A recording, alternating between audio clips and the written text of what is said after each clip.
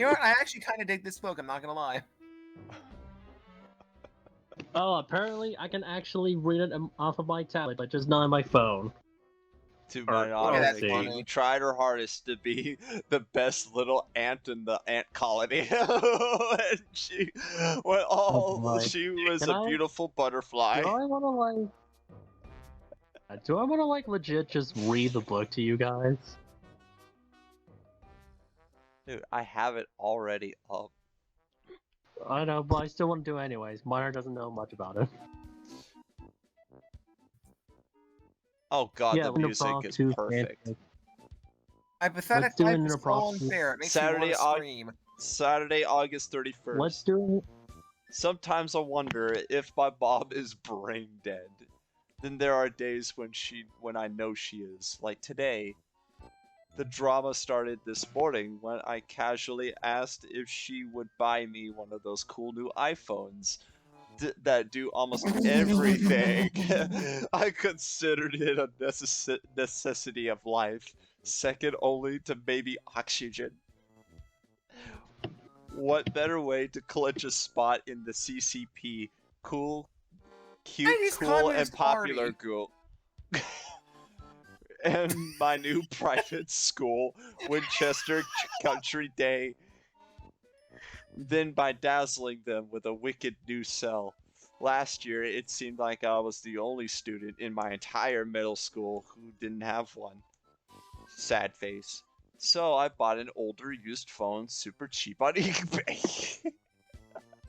It was bigger than what I wanted, Oh, but I fucking figured I goddamn it, couldn't go. I closed the tab by accident. It was bigger than what I wanted, but I figured I couldn't go wrong with the clearance price for only $12.99. I put my telephone in my locker and spread the word that everyone could now call me with all the juicy gossip on my new telephone. Then I counted down the minutes before my social life started heating up. I got really nervous when two of the CCP girls came walking down the hall. Chinese Communist Party girls. Came walking down the hall in my direction, chatting on their cell phones. Hey, can I just come up with a story from here? Yes. It was a very early morning. I was playing Spyro the Dragon. I immediately got pissed off because I realized that I was extremely horny for Spyro. This pissed me off in various ways. I soon took out a razor blade from my dresser drawer. Before I could slit my fucking wrists, my mom caught me and asked me what in the fuck I was doing. I told her, you know what? I saw this on a Looney Tunes cartoon once.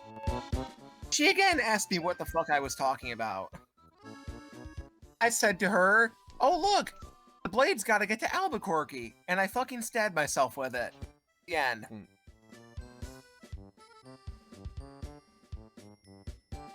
What did you think of that, guys? God. guys. Anyway, And the Can I music say one, fits with it. I love it. Alright, yeah, go can I ahead. continue? I'm sorry. Okay. Okay. Let me do this.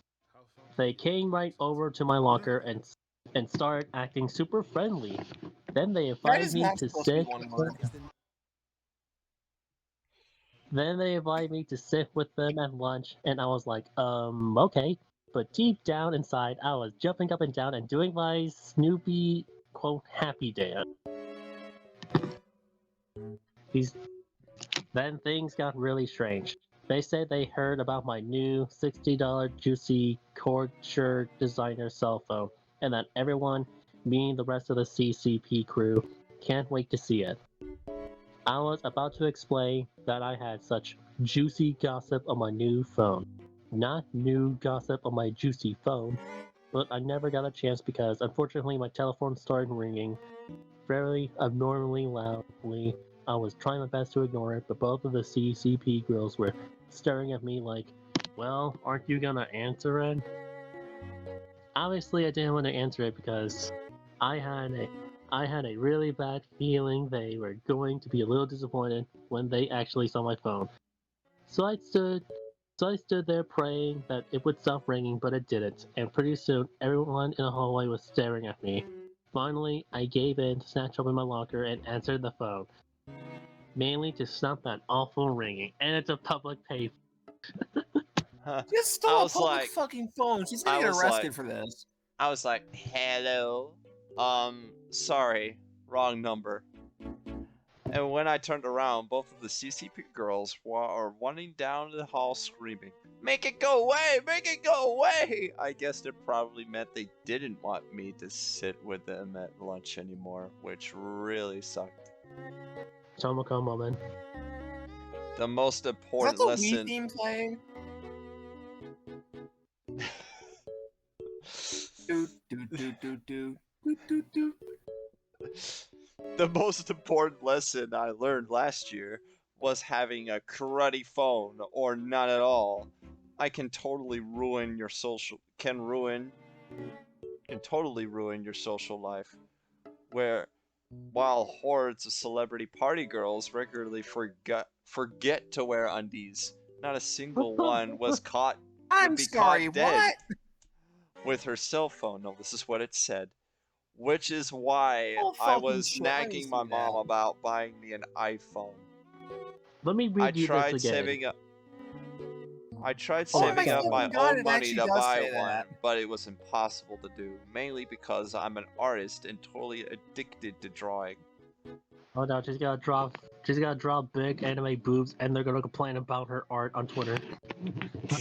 Like if I don't do it every day, I'll go nuts.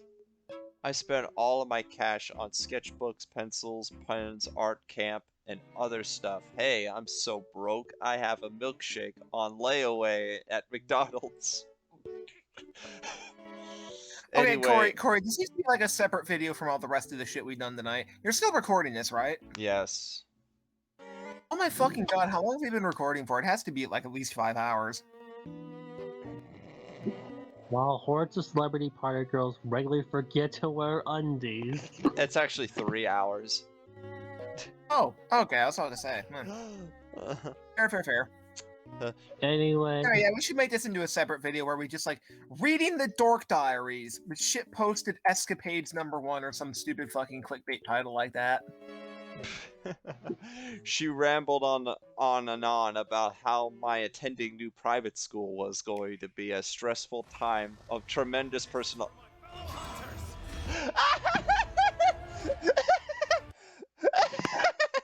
What the fuck is that in the background? A Monster Hunter Rise ad was playing in the background. I'm sorry. This is funny to me. Oh my god. Oh wait, oh fuck, they can actually see the screen, right? Not what I'm playing. Not the video that I'm playing. Oh, okay, no, I just meant like the book. The book. Yes. Okay. Okay. The music's loud enough? Yeah, the music should be loud enough, but who cares? Alright. Alright, as I was saying. She rambled on and on about how my attending a new private school was going to be a stressful time of tremendous personal growth, and how my best coping mechanism would be to communicate my thoughts and feelings. I was absolutely ecstatic because you can communicate with a new cell phone, right?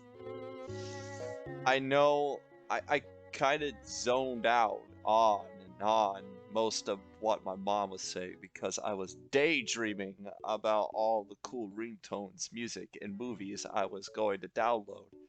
It was going to be a love at first sight. Yeah. Boy, oh god. But after my mom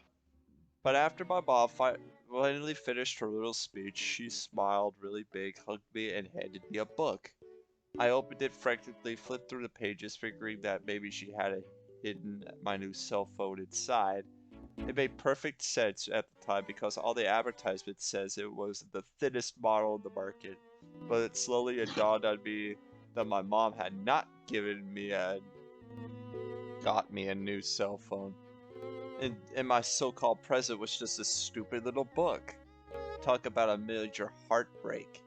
Then I noticed that all the pages of the book were blank. I was like, oh no, she didn't. My mom had given me two things: a diary and an irrefutable evidence she is, in fact, cynically brain dead. Oh I boy, would not be able to get away with this now. oh boy, her mom probably thinks freaking lollies are real children. Okay, And okay, that- okay, okay, okay, guys, listen. I'm going to imitate Nikki from this book. Guys, my mom is fucking retarded, okay? Absolutely no one writes their most intimate feelings and deep dark secrets in a diary anymore. Why? It'll get you Because arrested. just one or two people knowing all your biz could completely ruin your reputation. You're supposed to post this kind of juicy stuff online in your blog so millions can read it. She can't handle. She'll never handle Twitter. The Yeah, poor girl. Only a total dork would be caught writing in a diary. That's the worst present. This is the worst present I ever received in my entire life. I wanted to yell at the top of my lungs. If I were her mom, I would kick her in the uterus. My If mom, I I don't need a stupid book with 288 blank pages. What I need is to be able to communicate my thoughts and feelings to my friends using my very own cell phone. Wait, silly me, I keep forgetting. I don't have any friends yet. But that could change overnight, and I need to be prepared with a shiny new cell. In the meantime, I would not write in the diary again. Never ever. And lo and behold, she does. Monday, September explains- Oh, fucking 2nd. God, that's such a complicated drawing to put in there. Okay, I know I said I may never write in this diary again. I meant it at the time. I'm definitely not the kind of girl who curls up with a diary and a box of Godiva chocolates to write a bunch of really sappy stuff about my dreamy boyfriend, my first kiss, or my overwhelming angst about the horrific discovery that I'm a princess of small French speaking principality and now worth millions. This is so not me. My life totally sucks.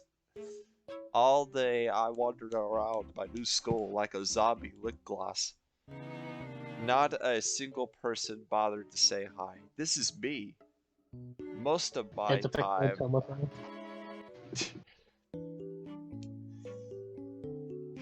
Seriously, Most of the we gotta time. get Nikki versus. Sorry. We Most gotta of the, get freaking. Sorry. most of the time I feel invisible. What'd you say? Okay, yeah, like I feel that we should definitely get a Mickey Maxwell versus Tomoko death battle. From Watamote. Oh, we should do a reading of the fucking Watamote manga. That'd be fun. Oh no.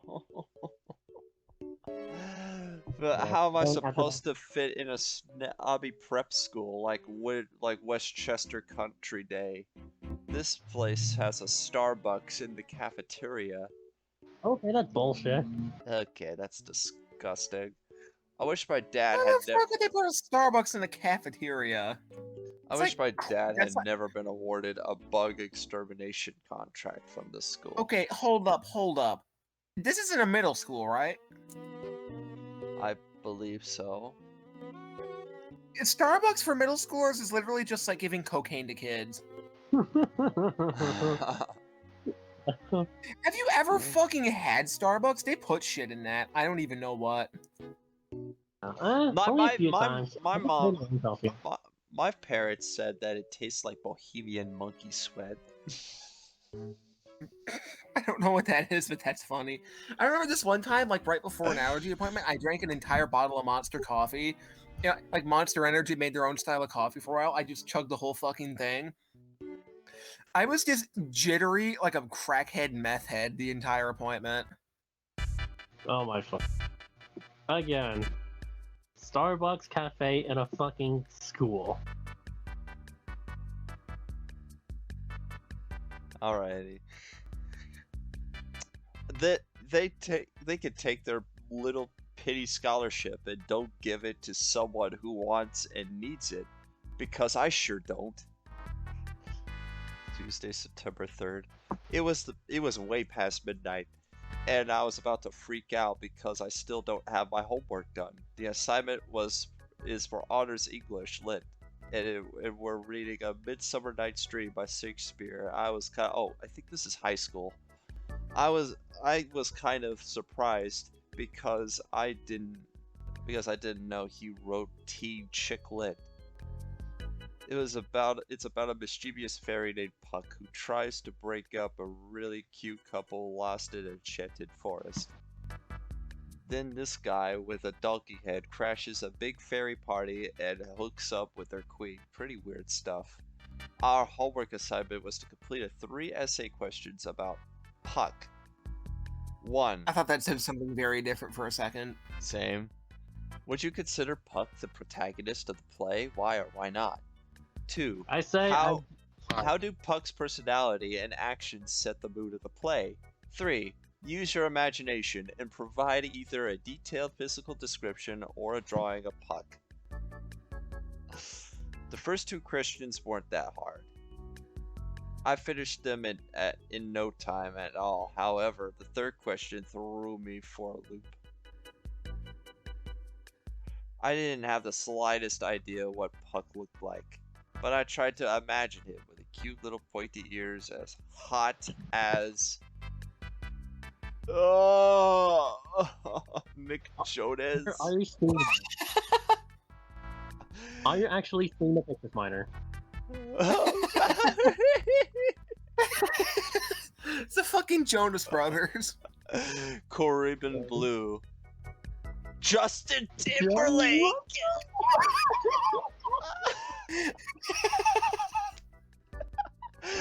I was also dying to know if having a messed up name like Puck have completely ruined his life. I bet the popular kids at his school call him Puke, Schmuck, Yuck, or something worse. Fuck. Screw Puck, he deserves it. Oh yeah, yeah, I suck. Yeah. My name is Pucker. I like to do the fucker.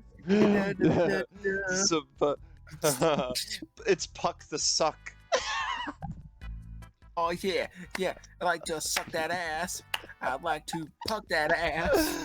I tried to get that to that educational website, wiki or something or other, wiki something or other, that everyone plagiarizes to find a picture of Puck.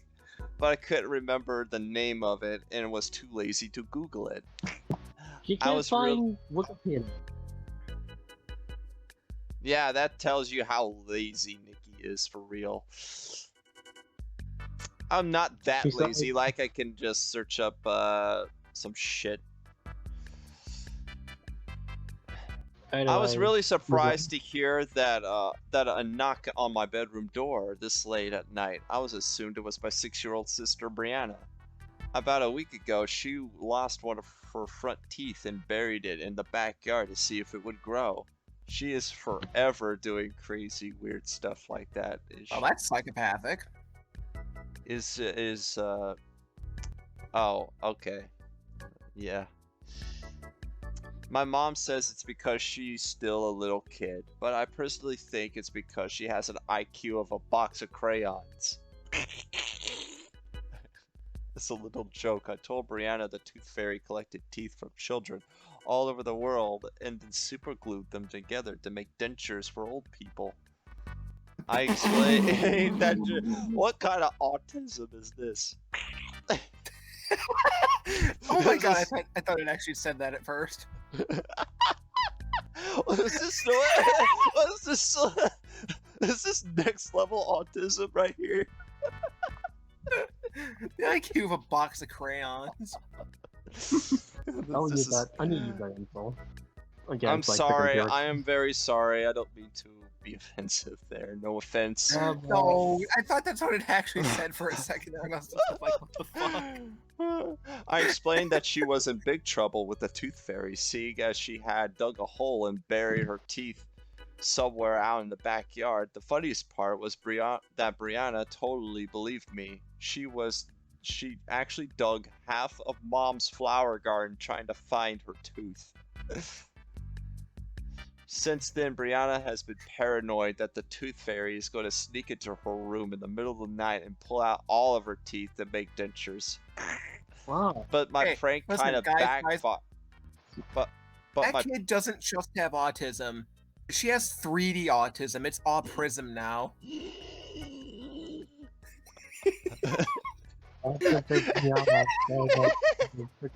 Non-binary.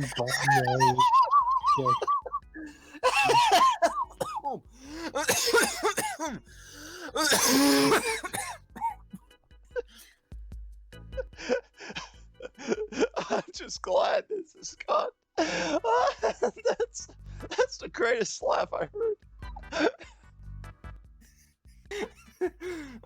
Oh my fucking god.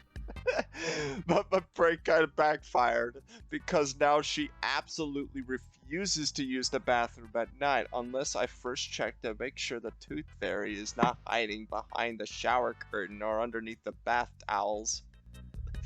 And if I'm not quick enough, Brianna will have a little accident right on my bedroom carpet.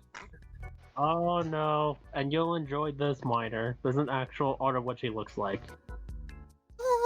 One of the tooth fairies hiding in there. Oops! Violently shit all over the floor. Unfortunately, I have to learn the hard way that, contrary to the TV commercial, Carpet Fresh does not remove all odors. She is the Manny from Diary of Wimpy Kid of the story. Apparently. Luckily for me, it wasn't Brianna at my door, but my parents. Before I could say come in, they were just barged in like they always do, which really irritated me because this is supposed to be my room. And as an American citizen, I have the constitutional right to privacy, which they keep invading. Hi, fellow Americans. My name is John F. Kennedy. I am here to declare that Lolicon is officially legal. Yay. The next time my parents and Brianna come rolling up in here, I'm going to scream, "Hey, why don't you all just move in?" Okay, before you move on, I want to make this joke about them breaking into a room. This is the President Donald J. Trump speaking. I now give this private citizen the permission to privately masturbate furiously in her room. Please leave her alone. Thank you. Goodbye and fuck you. Okay, here's my thing. Hello, Nikki. I respect your privacy in your room, but we're parents, so we're just gonna barge into your room anyways, and then just patters her. No, that is from the Fairly Odd Parents. No, this is my actual policy. Please do not rip me off. God. I am going to run on this policy. If nominated, I will not run. If elected, I will not serve. And then we got more of the freaking sister in 23, and she looks more like a lolly. Oh my god. Bad touch.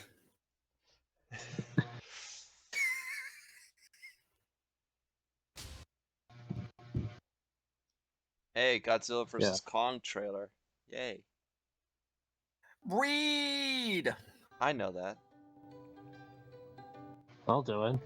Yeah. No, anyway, my parents said that they were supposed to see that I was still up doing homework, and they wanted to know how things were going at school. It was really strange because just as I was about to answer, I had a total meltdown right on the spot and burst into tears. Oh wow.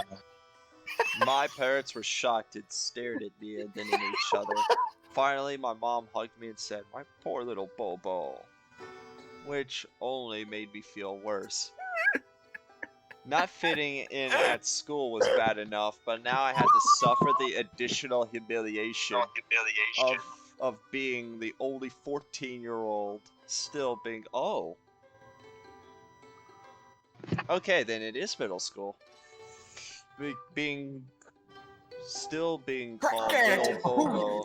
Suddenly my dad's face lit up. Again. Sorry to interrupt again. As soon as like I think of Starbucks in a middle school, I just like think of the Limp Bizkit song "Crack Addict." Crack Addict. Oh yeah. Oh, please tell me you're hearing the music right now.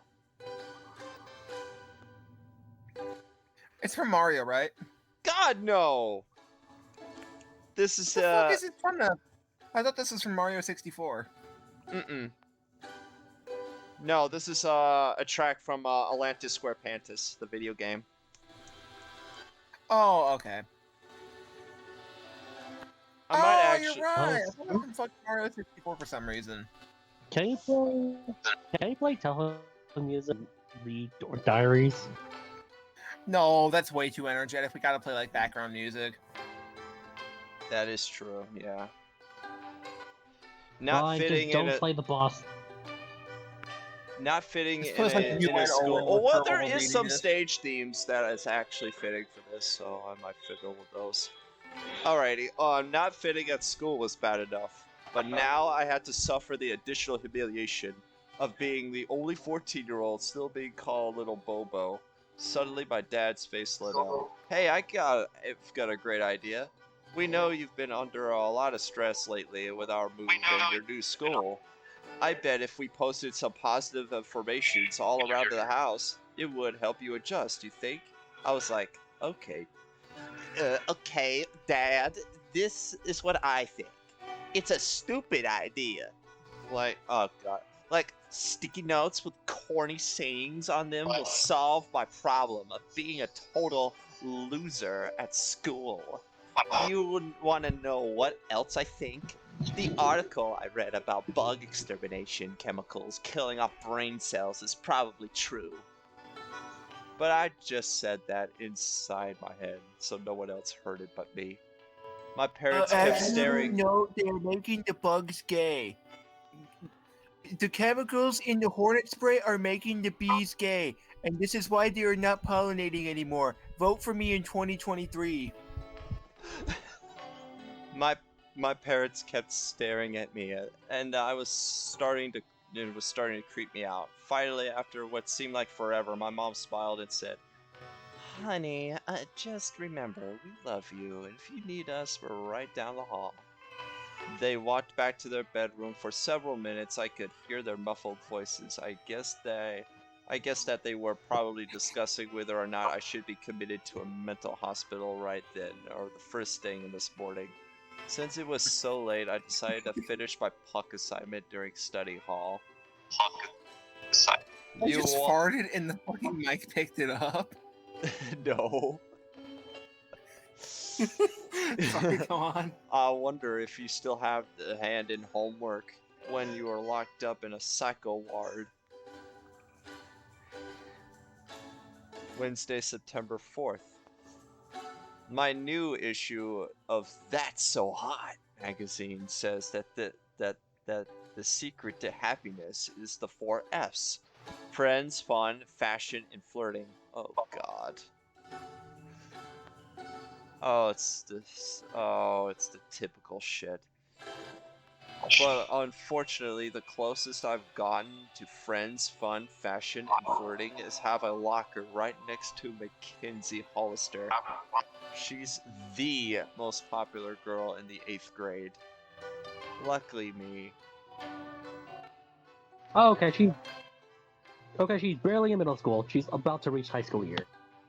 Well, I had just finished fighting my way through crowded hallways to get to my locker and had almost been trampled alive. Then suddenly, as if by magic, the huge mob of students parted right down the center, just like the Red Sea. And then when I first saw Mackenzie strutting down the hallway like it was a runway, like was the runway of a Paris fashion show or something. She had blonde hair and blue eyes, and was dressed like she had just left a photo shoot for the cover of Teen Vogue. Okay, guys. Okay, what if Mackenzie is actually Irish? What if Mackenzie is actually Irish, and that's why her name is Mac at the beginning? Why? I don't know. Still, it means Hey, you stupid bitch! I am the most popular girl in school. Yeah, I like to eat me mashed potatoes and eat me Lucky Charms. Oh my god. Baby, so lucky job. Okay, I got a track. I'll require Lucky Charms for sustenance. I Bring me crave head of Lucky pig. Charms for. Oh Yeah. god, I can't It do says Bring you me comic have the book blonde guy. nuggets hair and of blue eyes. Eden. Oh no, it'll be worse if you're white-skinned. And it's a German. I crave Lucky Charms for substance.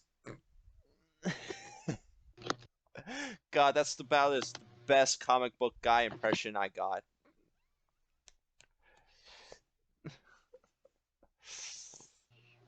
That's the best.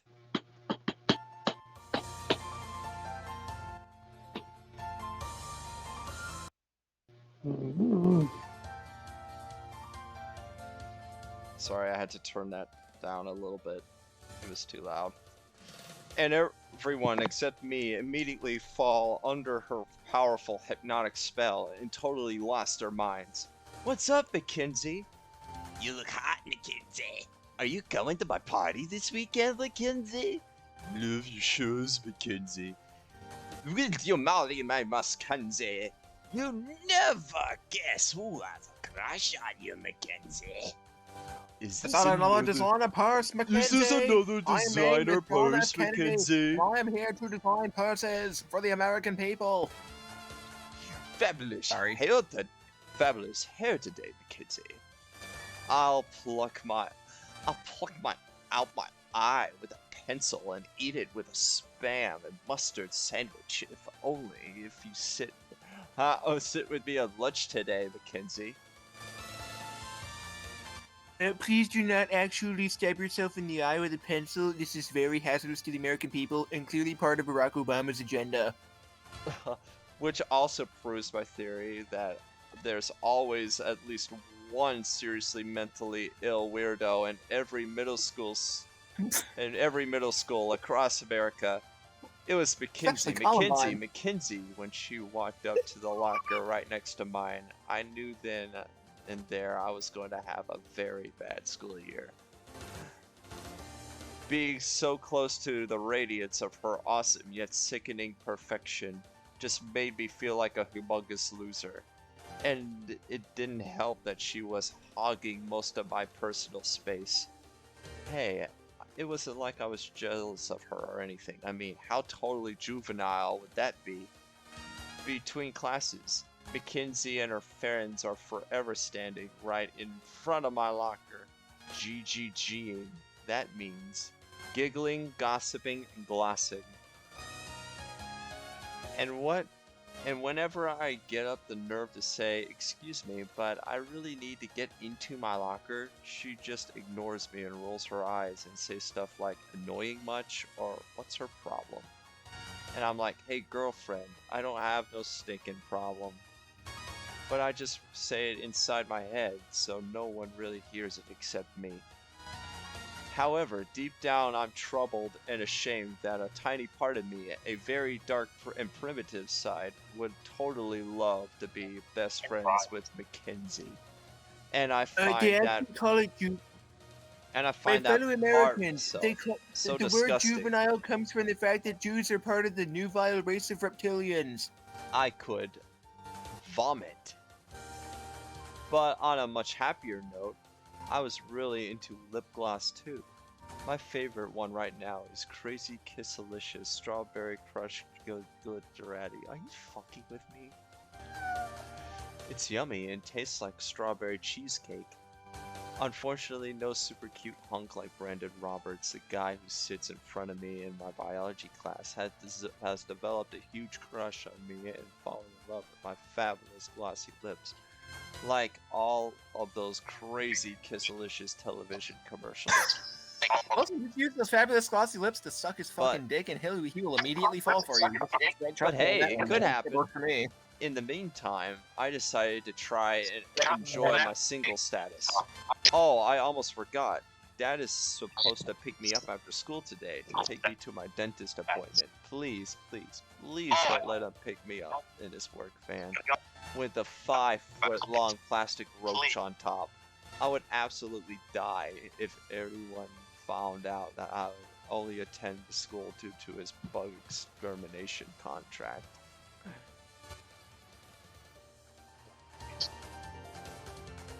To be honest, I don't think it's going to work.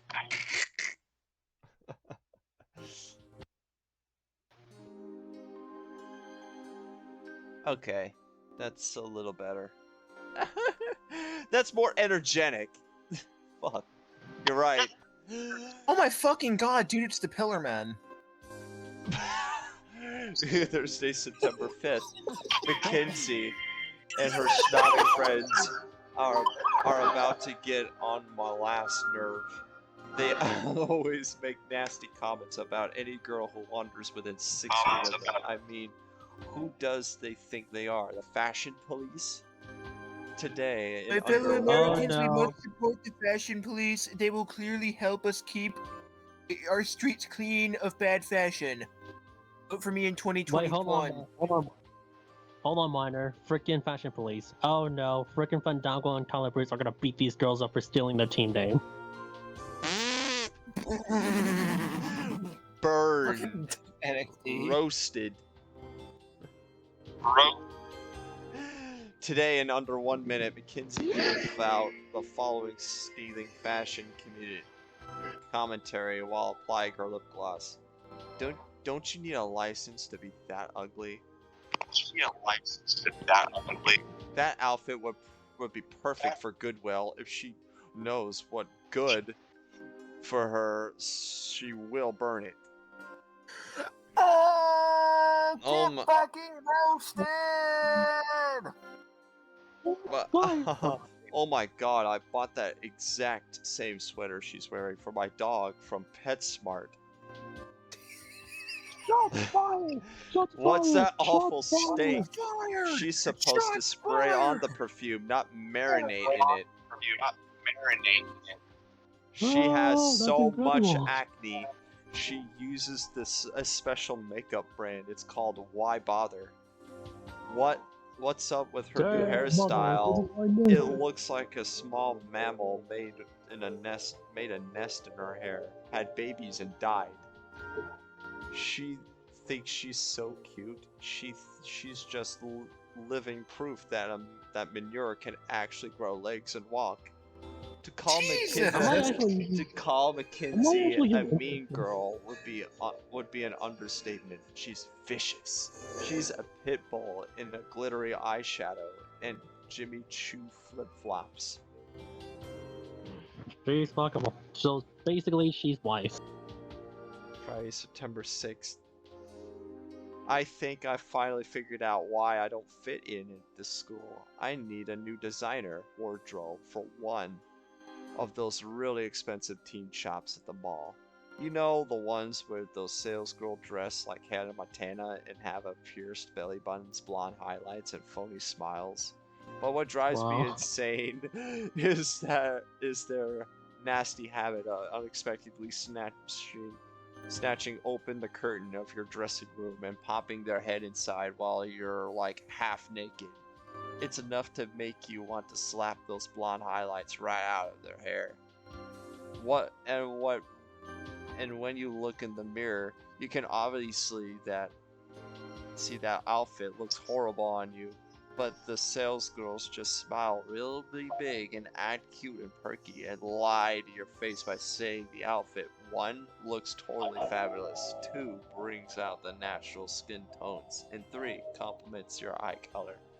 They'll tell you this even if you're trying on one of those huge green lawn-sized hefty trash bags. You wearing a trash bag. I might screenshot this. I also hate clothes that are a snobby chick. It's when the exact same outfit looks totally different on 2 similar girls. The more popular you are at school, the better it looks on you. And the more unpopular you are, the worse it looks on you. I can't tell you how a snobby chick outfit mysteriously knows all of the personal stuff about you, and it obviously does. Why I hate schnobby chick fashions. The snobby chick phenomenon is quite a mind-boggling thing. Hopefully Congress will allocate funding for scientists to study it, along with how socks mysteriously disappear from the dryer. But until then, buyer beware. Anyway, after my mom buys me a designer wardrobe, I'm going to walk right up to Mackenzie and her little entourage and tell them off really good. But before I say anything, I'm going to put my hands on my hips and do the neck roll thing like Tyra Banks, just to show them how much attitude I really have. Tyra says every girl must find her own inner beauty deep down inside and ignore all the haters. She's so sweet and a wonderful role model. Although I had to admit she's kind of scary on America's Next Top Model. Is she that one girl in the Family Guy parody that turns into an iguana and eats a woman? Do not ever say the word America's Next Top Model around me. I actually grabbed every single one of those girls by the pussy. Especially when... especially when she's screaming stuff at those poor contestants like, "You fat, worthless skanks. You will never, ever make it in the modeling industry like I did. And you have no idea how much I've bled and suffered. And wipe that smirk off your face before I slap it off, you little bitch." No. It's like censored. Oh, Like, damn, she roasted him. Go get her, girl. Go fucking get her. Then she starts crying hysterically and popping Tic Tac breath mints. I just love that girl. I decided that I'm going to tell Mackenzie right to her face on like maybe the last day of school, just because she and her clones dress like fashionistas. They do not. My fellow Americans, we have decided to start the Clone Wars, especially in American middle schools. There will now be armed clone troopers policing the hallways to prevent school shootings. oh, don't worry, the clones will never shoot anyone by accident because they can't aim right. Match those wrist rackets! And surprisingly enough, they actually shot someone as an oh my frick. Out of all the times we could have missed, out of all the times we could have actually hit someone, it has to be in a school full of kids. Imagine just like fucking. Imagine there's like a school shooting happening and then suddenly just fucking B2 battle droids just show up. And like super battle droids and it just suddenly turns into the Battle of Geonosis. They do not have the they do not have the right to say really mean things about other people. People being the girls whose moms they make them shop at JCPenney, Sears, Target, and Walmart. Girls like, well, me. Okay, it's not a big secret that the clothes from those stores aren't as hot as the clothes from the mall. Yes, it's a huge inconvenience and a definitive turnoff to have to walk through the old ladies, fat ladies, and pregnant ladies departments to get to the one for teens. Not wonder most girls prefer those fancy teen shops at the mall.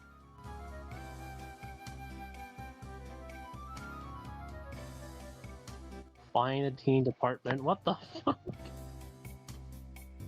Finding the teen department.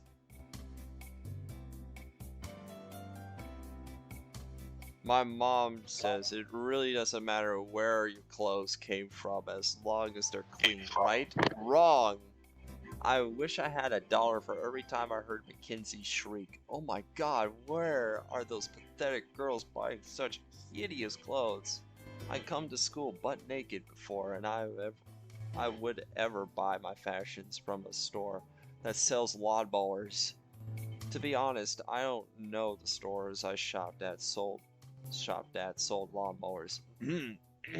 Sears. Walmart. And even if they do, big fat hairy deal. It's not like clothes smell like a lawnmower or something. At least I had noticed it. Also Home Depot. Wait, they sell clothes at Home Depot?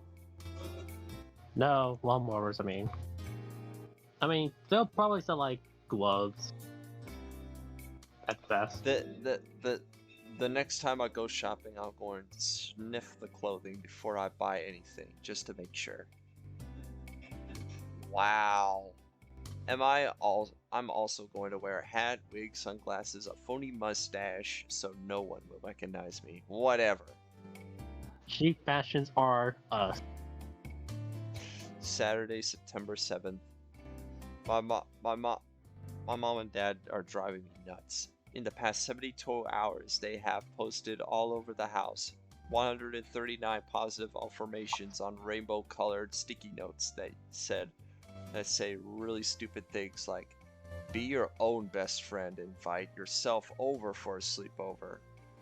Unfortunately, I never got a chance to read the one that's stuck in the toaster slot thingy because it caught fire when I tried to make a strawberry Pop-Tart for breakfast. What the fuck? I had to dump my glass of orange juice on the sticky note to put it out. You forgot to take the fucking wrapper off. Since when did her parents chose to be like Double D's parents, putting sticky notes all over the damn house? She tells her not to finger her.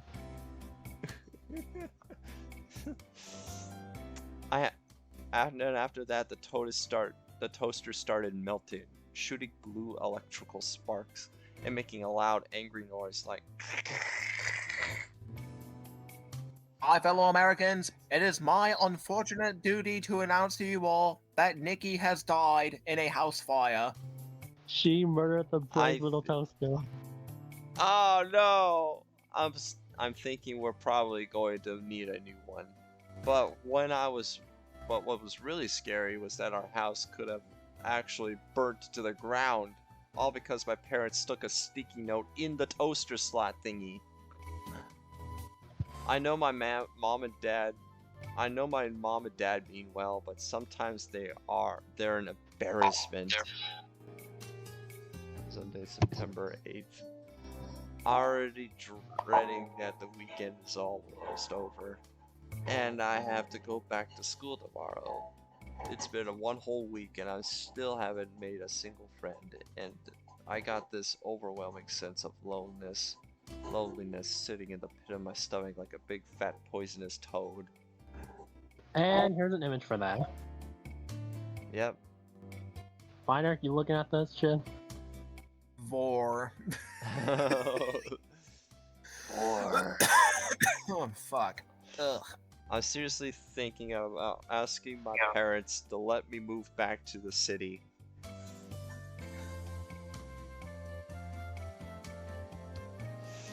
And live with my grandma so I can attend my old school. I'll admit, the school wasn't perfect, but I give anything to hang out with my friends from art class again. I really, really miss them. Anyway, my grandma lives in one of those apartment buildings for elderly people who are young at heart and committed to leading a full and active life. So she's up on the latest fads and stuff. So like a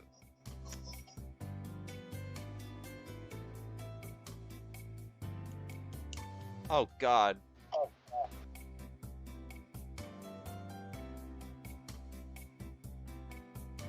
Yeah. I'm trying to figure out what that place is called. For the elderly. Retirement House? home? A grave? No.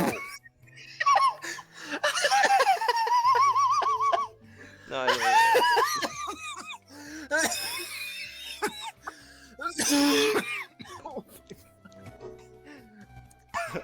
Why did you say that? That's so cruel. She was fucking great. Oh my god, my voice is gonna fucking hurt tomorrow. She's also a little wacky, okay, a lot wacky, and totally addicted to the game show The Price is Right. Last year, Grandma brought a computer from the home shopping network to help her train to be a contestant on The Price is Right. Now she spends most of her spare time on her computer memorizing the suggested retail prices of all the major grocery store brands. She plans to use all of her research and game strategies to write a how-to manual called The Price is Right for Morons. Grandma says her book could be bigger than Harry Potter. Well, I'm pretty sure Grandma is not gonna be accused of being a transphobe unlike J.J. Rowling. No, she's just gonna fucking die before the book is finished. Okay, that's a little too much. Just falls and breaks her hip and can never finish the book. Yeah, don't worry, people would love it than frickin' J.K. Rowling. She's probably like 60-something. She's not gonna fucking... Why is she even in a nursing home? She probably... If she's fucking cognitively aware enough to write a book, why is she even in a nursing home? Because I assume in this book's universe, they don't treat old people with enough respect. I don't know. Something like that. No, actually, alright, you know what? Here's my theory. Nikki's parents are actually serial killers, and they wanted her to be able to have an alibi for the FBI. I didn't think on It's being... fucking stupid sounding, I know. But, like, think about it. If the grandma is somewhere else, if she doesn't actually live with them, she won't get caught in the crossfire when it actually comes out that the parents are serial killers. What? Her dad murders frickin' people with bug poisoning. No, like, her dad is just like fucking Agent 47, he's a hitman, and her mom is like Cruella DeVille from the Cruella movie. And they just constantly go on like fucking Bonnie and Clyde adventures together. And they just like kill dozens of people like almost every week. And they're gonna get caught eventually, so they want to keep the grandma out of the crossfire. But they're like, you know what? Fuck them kids, and decide to keep Nikki with them anyway. Oh no, it's like, hey Nikki, you want a person killed? And she's like, well, there's this bitch named Mackenzie. Teach her a lesson. Randy Stare. Wow. All right, Wow. I'm sorry. Go on. Wow. Since when will I... Wow, I haven't seen a Raid Shadow Legends ad in forever. I hope that shows up on the actual final video because that's gonna be funny. Oh boy. This is still recording, right? It better still be Yes. recording. This shit is hilarious. All right, good.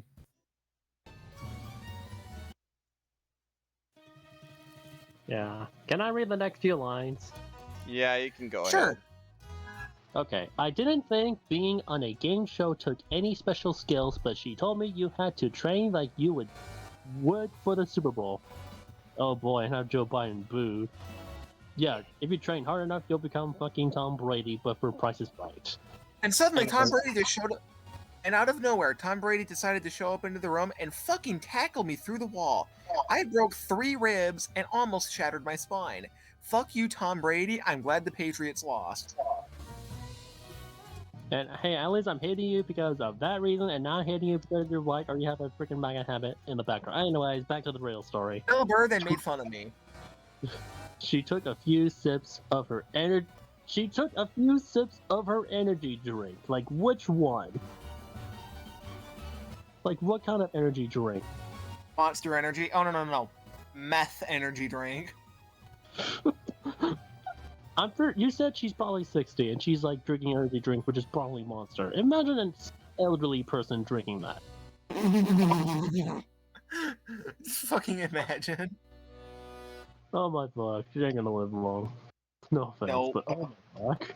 Anyways, stared at me serious like and whispered, "Sweetie, When life presents challenges, you can be either a chicken or a chicken.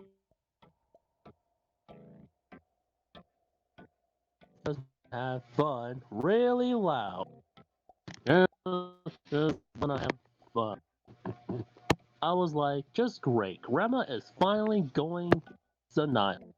Doesn't she understand that some things in your life you're stuck with and powerless to charge? Jeez. But I have to admit, she has gotten pretty good at the Price is Right. The last few times I saw her play along with the game show, she got every single price correct.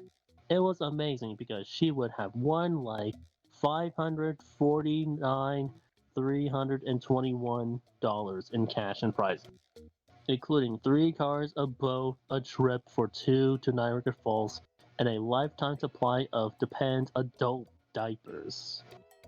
Oh boy. I gave her a big hug and said, Grandma, you have mad skills on the Price is Right game, and I'm really proud of you, but you really should try to get out of the house more often. Grandma just smiled and said her life is exciting now that she's taking hip hop dance lessons at the Senior Rec Center. Oh, there you go, Corey. Senior Rec Center. Oh my god. And her dance teacher, Crump Daddy, is dope. Then she asked me if I want to see her bust a move, and you get this picture. She was actually pretty good for a 76-year-old grandma. She's a little wacky, but you gotta love her. A 76, 76-year-old, okay then. 76 drinking an energy drink, probably Monster. No, I think she's a total monster. Oh boy. Oh my god. Anyway. You read the next few pages. Okay. I'll be right back. Okay, hold on, Corey. Hear this joke. Monday, Cerno Day. Get it? Yes! Anyway, I was minding my business outside until all of a sudden there's this like little ice fairy girl. Like, oh my frig, fairies are real. She's actually floating up high, and it appears she's like ice one, and she just babbles that she just keeps saying she's the strongest. I decided to stand up and tell her to shut up because I had enough. And then the next thing I know, I was frozen in a block of ice for 10 hours. My parents said it took me forever to freeze them, and they said that. And while I was like trying to like heat up from because I was like freaking shivering, that's where I discovered that apparently in the news, my entire town, including the Mackenzie bitch, has been frozen in blocks of ice. It did not say that. Okay, I made that up. I was about to Okay, say. No, you know what? Actually, no. Let's keep that. It should say that. okay, here's what actually happened. This It should morning, say that though. okay, this morning the halls were plastered with colorful posters for random acts of avant-garde art, our annual school art show.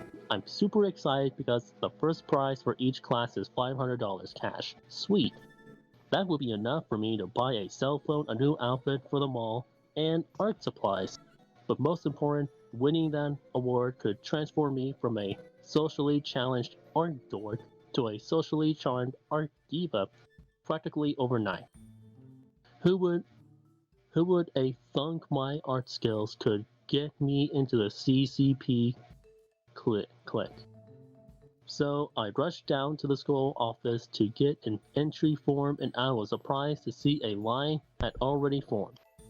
And guess who was there picking one up? Mackenzie. And as usual, she was blabbering nonstop. Like, since I'm going to be a model fashion designer pop star, I already have a portfolio of 7 very hot fashion illustrations for my Fab Forever clothing line, which I also plan to wear on my very successful world tour as the opening act for Miley Cyrus. Oh no, not Miley Cyrus. Oh, you don't want to be like what? Oh, of course cares? not. You don't really want to be like Miley Cyrus. I'm back. I'm sorry. Yeah, but don't worry. Mackenzie is saying this, so you know what? Don't tell Mackenzie. Let her ruin her life. Let her learn it the hard way. Anyways, who of course will fall head over heels in love with MY Designs and buy like $1 million worth. Then I'm going to enroll at prestigious university like Harvard, Yale, or the Westchester Fashion Institute of Costa of Cosmetology, which by the way is owned by my aunt Clarissa. Okay, I'll admit I freaked out about having to compete against Mackenzie. She just kept staring at me with her icy blue eyes, and my stomach felt queasy, and I got chill bumps. Then suddenly I had an epiphany, and I totally understood what my grandma meant when she said, "You can be a chicken or a champion, the choice is yours." So I gathered all my strength and determination, took a deep breath, and mustered the courage to decide right there on the spot which one I was. A big fat chicken. When the office assistant asked if I was there to pick up an entry form for the event Grade art show, I just froze and started clucking like a hen. What the fuck? Wow. What the fuck? Oh my What? god, she's a furry. Oh She's a no. furry. What? This is her B621. You just fucking did that shit? Oh my god. Mackenzie, what the Guys, fuck? I think Oh, no. Nikki is retarded. Nikki, what the fuck? Oh no, like, she can't be like Star Butterfly autistic. This is her Sonic OC. Yes. Anyways, I gotta make a way towards this chip thingy called the Death Egg something to stop this fat man who claims he's gonna pee on the moon to destroy it. I thought that was actually from the fucking book for a split second. No, here's what's actually in the book. Then Mackenzie laughed like me during entering the competition was the most ridiculous thing she had ever heard. That's when I spied the yellow sign-up sheet for library shelving assistants, also known as LSAs. Every day during study hall, a few kids got excused to go to the school library to shelf books. An LSA's life is about as exciting as watching paint dry. So, instead of trying to achieve my dream of winning a major art competition, I very stupidly signed up to shelf dusty and boring library books. My future miserable life as a library shelving assistant. And she's coughing. And she's gonna get like. Oh no! She's actually smoking weed for the first time, but somebody replaced it with a cigarette. Yeah. And then, yes, it was hard at first until I met my new permanent friend. Her name was Vicky Loud. You don't get that joke, Curry? Yeah. She says, anyways, if I see another book, I'm going to puke. And it's all Mackenzie's fault. Wow, Nikki, you're a puss. Fuck you, Nikki. I'm gonna kick you in the badge. Yeah. No wonder why there's like 15 books. In other words, we had to read like 15 books for Nikki to finally grow a backbone and just kick Mackenzie in the cunt. Yep. Character development. Anyways. Imagine if like Brock Lesnar just shows up and he's like, "I'll make a woman out of you," and then he just fucking F5s her through a library bookcase.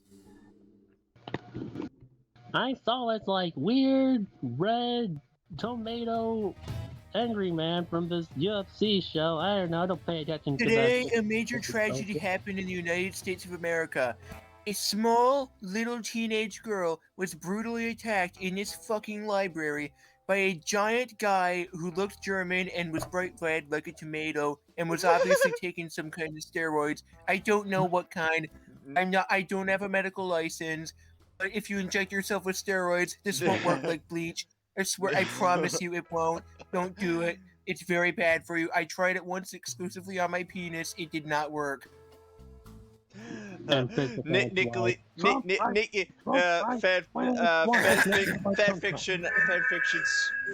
idea.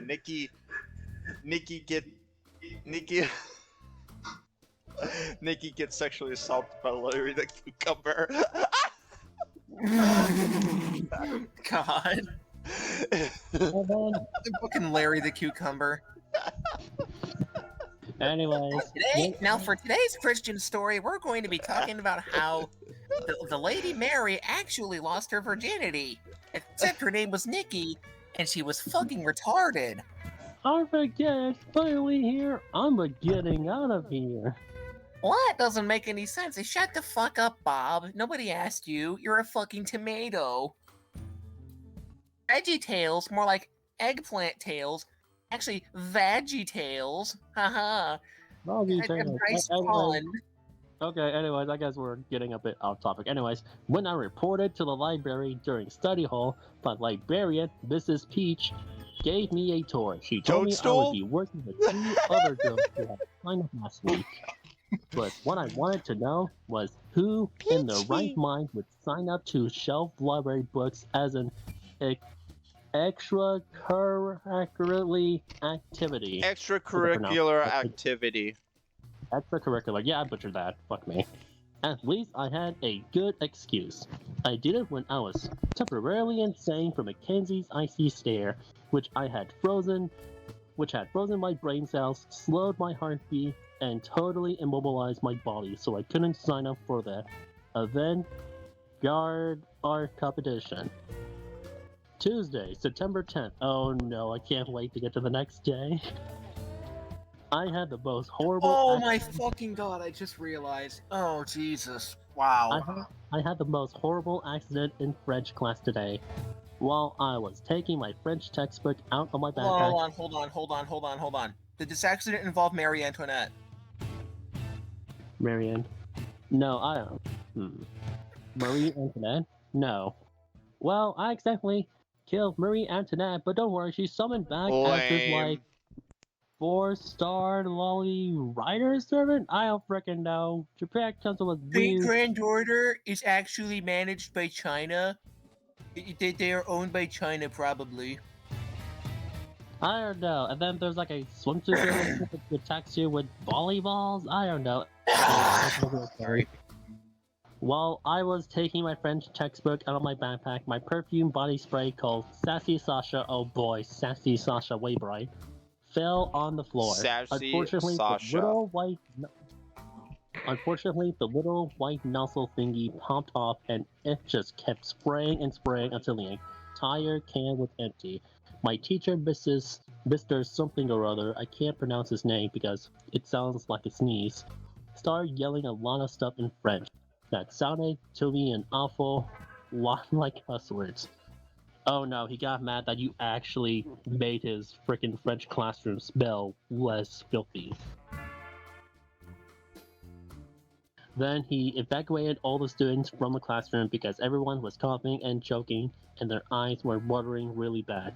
And while we were standing in the hallway, waiting for the smell to go away, he asked me very rudely English, which I do understand, if I was trying to kill him. Okay, first of all, I don't like French class that much anyways, and second of all, it was just an accident. I mean, it's not the perfume was really going to, at least I don't think so. Again, what actually did? What if my French teacher collapsed in the teacher's lounge while eating a corn dog at lunch and died from extreme Sassy Sasha expert? Asphyxiation. Asphyxiation, thank you. Well, I freaking suck. And what if, for 3 whole days, no one noticed the foul odor coming from his dead body, since the school lunches normally smell like a lot of rotting flesh? Oh my god. Okay. The police would want... I fucking read this to you earlier and you guys didn't believe me. I know, but jeez. The police would launch an investigation and I would be the main suspect. Then the CSA Miami crime scene experts. Is that the show with the goth girl doing the gadget stuff? I think so. I don't know. I think that's whatever. I think that's House. Yeah, I don't know. Some crime show has like some goth girl. Anyways, I'll resume. Crime scene experts would conduct scientific tests on my French teacher's nose hairs and find traces of Sassy Sasha. They would figure out that I was guilty of fumigating him with a lethal dose of my body spray. And then, what if the CSI team secretly planned all of the physical evidence on Moy? By the way, Moy is French for me. I end up It's getting moi, actually, but yes. or whatever. I end up getting the electric chair during my freshman year, which would really suck. And then afterward, I'd be like totally peeved because I missed driver's ed class in my senior prom. Wow, totally Yes. unfitting music. I love it. You gotta believe me, I'm totally innocent.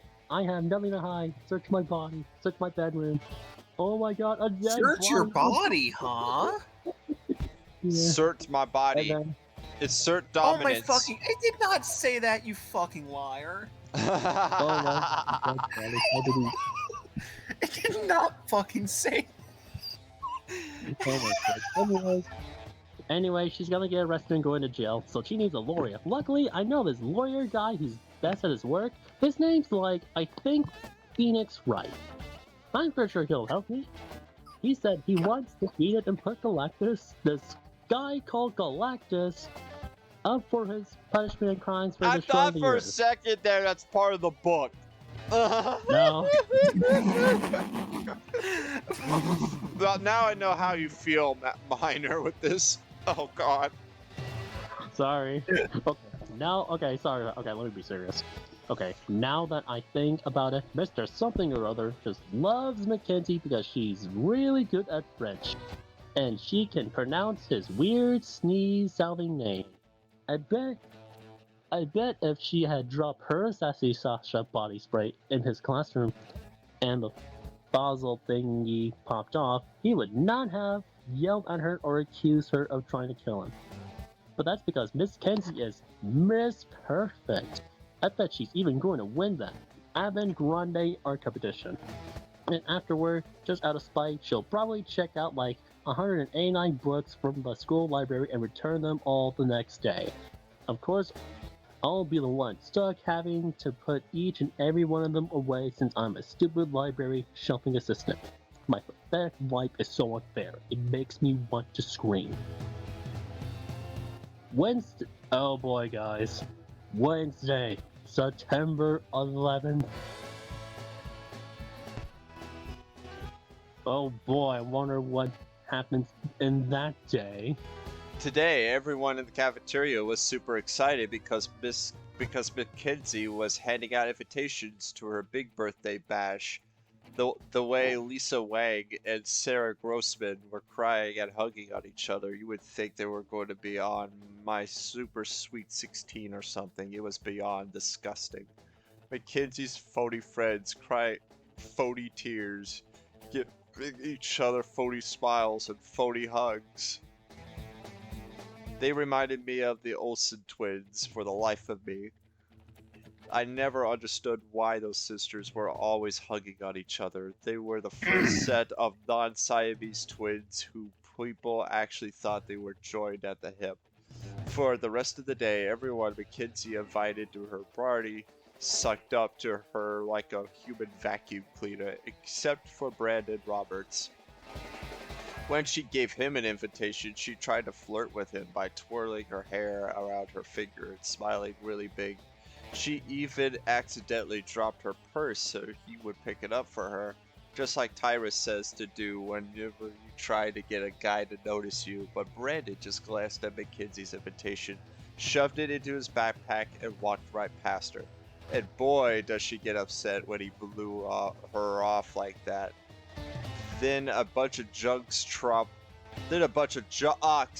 trampled all over her new $300 Vera Bradley bag before she could pick it up off the floor.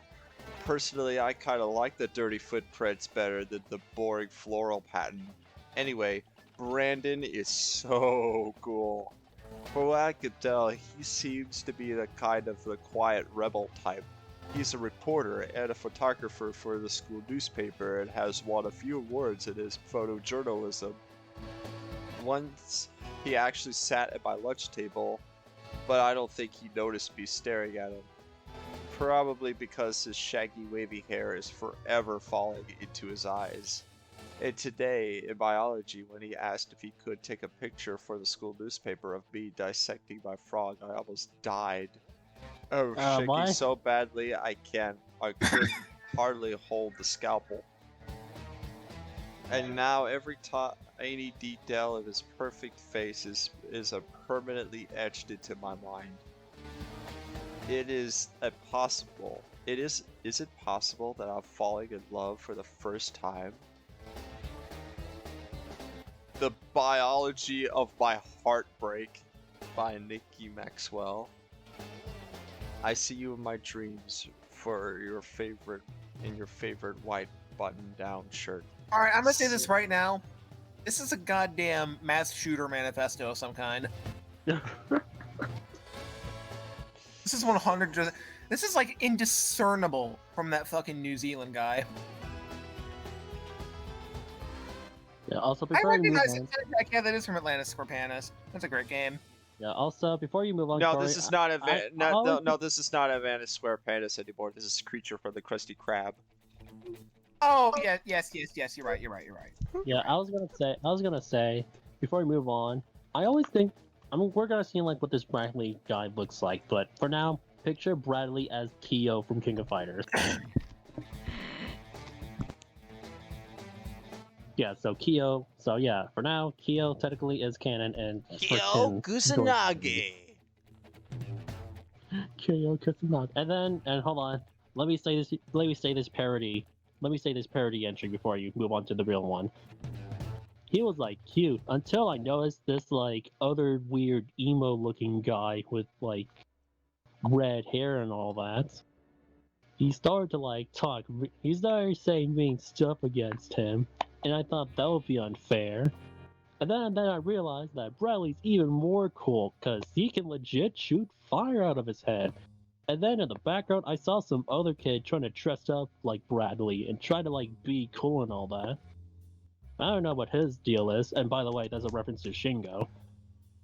And then Yeah, now I I saw this other dude where he looks like he's a girl. He's wearing an old red jumpsuit with white hair, and he looks really feminine. Like I swear it's a guy. Yeah, he looks like a girl. He even Literally has. fucking none of this is in the book. What are you talking about? Anyway, I think I have a crush on this guy that looks like a girl. Oh wait, never mind. Mackenzie is pegging him. And then she just said, I can hear her just calling him a slut. I think when she insults him, his name was like Ash Crimson or something. I don't know. Anyways, Bradley's cool. Okay, move on to your real stuff, Corey. I love it when whenever we go off topic, we just assume that it's from the book. I just love that so much. I'm too trusting. Anyway, I'll read this again. The Biology of My Heartbreak by Nikki Maxwell. I see you in my dreams, in your favorite white button-down shirt, sitting across from me in the cafeteria. I never seen anyone eat fries so beautifully. I see you in my biology class, taking pictures for the school newspaper when you whisper to the depths of my soul, hold the frog at an angle. For it is only who can make a photo of a dissected frog seem so vibrant, so alive, yet dead. It hurts to feel this way, to know that you'll never know me. I want to run my fingers through your dark, wavy hair as I realize that the putrid smell of the formaldehyde of the dull gaze of of a lifeless frog will forever remind me of us. So I guess goodbye to him. Goodbye to freaking Kyo. Oh god, why? If we see. No, we're just still assuming Anyway, that he okay, looks like guys. Hero. All right, this may sound fucked up on me, but I feel more sorry for Nikki right now than I do the victims of 9/11. Yeah. Poor fucking Nikki, dude. Jesus. I know. Hold on, let me do this day then. Yeah, let me do this day, and you can move on to like Friday. Thursday, September Alright. 12th. During my gym class, even the scared of balls girls flipping over Mackenzie's party. Like what would ever get in? They're the really pretty girls who hang in small groups and scream hysterically whenever a ball comes near them. It could be a basketball, football, baseball, soccer ball, tennis ball, volleyball, beach ball, ping pong ball, moss ball, or even a meatball. They're not very picky. Scared of balls, girls play volleyball. Yeah, gossip girl. Tee hee, gossip girl. Decaf! Oh my god, him again! Whoosh. Chloe and Zoe. Chloe and Zoe. Oh, hey, it's Chloe and Zoe. I think this is their first appearance, guys. So, Okay, guys. guys. I wrote a new Dork Diaries book. You want to see it? Oh no. All right, prepare your anuses. Yep, this is my masterpiece right here. Wait, did you actually write it? Fuck no. Okay, hold on. I have to save the image. Okay, listen. This is my masterpiece right here.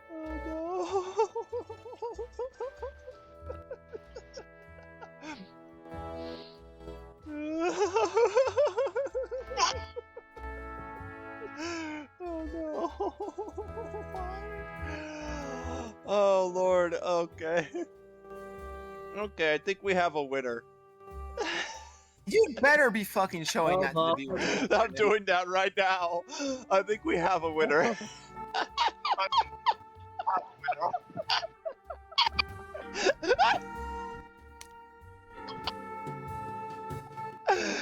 Oh god. Oh, that's beautiful. The most controversial book of all time, the Timmy Turner Diaries, William Luther Pierce. I wish there is no government to take my guns. TV can canonically make that happen. This is the finale to the Dork Diaries series. Yes. Anyways, but Why for now, is we're gonna oh start god, this music's unfitting. Help. Oh my god. Anyways, red team wins by 1 point. You're graded A+. Losers hit the showers. You're graded C, and I like to see you in the showers, losers. Our team lost, losers. Yep, you can always count on the scared of balls girls to screw things up and lose the game for you. It really sucks to have girls like Chloe and Zoe on your team, especially if you absolutely hate taking showers after gym class. Just the thought of showering at school makes me nauseous. Oh, I wouldn't blame you, Nikki. It will totally be their fault if I catch some kind of incurable disease from the slimy mold and Bill Drew glorying in those nasty showers. Why hate showering in gym? Be before showering, slightly sweaty but clean and fresh. Oh boy, her, Nikki in a bathrobe, the most fluid it'll get. Me after showering, completely covered in stank, Bill Drew, and slang. I was really surprised when Chloe and Zoe came to me after gym class and started talking. Of course, I pretended like not teed off at them from running away from the ball and making me have to take a shower. Apparently, our librarian, Mrs. Peach, told them I was assigned to work with them in the library, and they were actually excited about it. Like, what is so exciting about shopping library books? But I just played along and pretended to be as thrilled as they were. I was like, oh my god, I can't believe we're going to be shopping books together. How cool is that? We ended up eating lunch together at table 9. And it was really nice not having to eat alone for once. Chloe's full name is Chloe Christina Garcia. Chloe's the next one. And her family owns a software company. It was amazing because she has read like all the latest novels. Says she lives by vigorously through the Vicariously character's through the character's Oh, joys vicariously, and sorry about heartbreaks. Yeah, and sorry about learns that. a lot of stuff about life, love, boys, and kissing, which she plans to use when she goes to high school next year. She said she owns 983 books and has read most of them twice. I was like, wow. Zoe's full name is Zoisha Ebony. Oh my god, Ebony is literally her middle name. I'm not making this up, guys. Oh my fuck. What? Okay, well, she's the black character then. Zoisha Ebony Franklin. Zoe shot Ebony. Ebony Franklin. Oh my Jesus fucking Christ. Ebony She's still. now a Devil May Cry character. And her mom is attorney, and her dad is a record company executive. She has met practically all the biggest pop stars.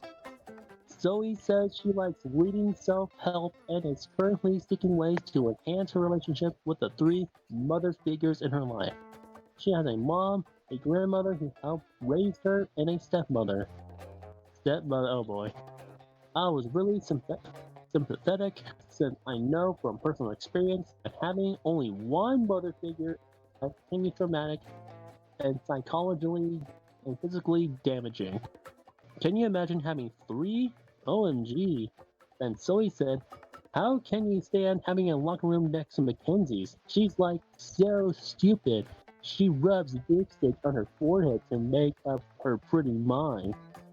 And being really shallow can sometimes create multifactored self-esteem issues. I could never believe Zoe actually said that. I thought everyone at the school worshipped Mackenzie.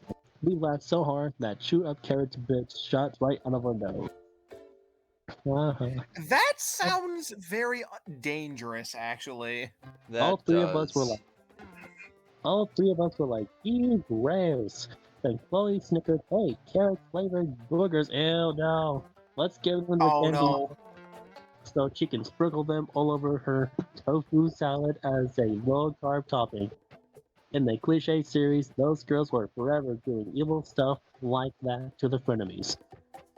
We laughed so loud at Chloe's joke that the kids sitting at table 6 and 8 were staring at us. I even saw Mackenzie glance our way, but then she looked away really fast so we wouldn't make the huge mistake of believing she actually acknowledged our existence. I could tell she was wondering what was going on, so now I'm thinking about forgiving Chloe and Zoe for that whole shower fiasco in the gym class. I actually had a pretty good day today, and it's still a sad face. Okay, you can take on from here. I was pretty sick and tired of hearing about Mackenzie and her stupid little party, but since she is in my geometry class, I sit right behind her, I knew I was going to have to suck it up and deal with it. I was trying my best to ignore her when she turned around, smiled at me, and did the strangest thing. She handed me a bright pink invitation tied with a big white satin bow. I gasped and almost fell out of my chair. My brain was like, oh my god, oh my god, oh my god.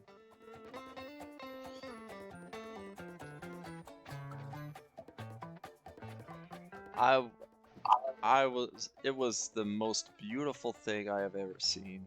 Other than maybe the new iPhone I want.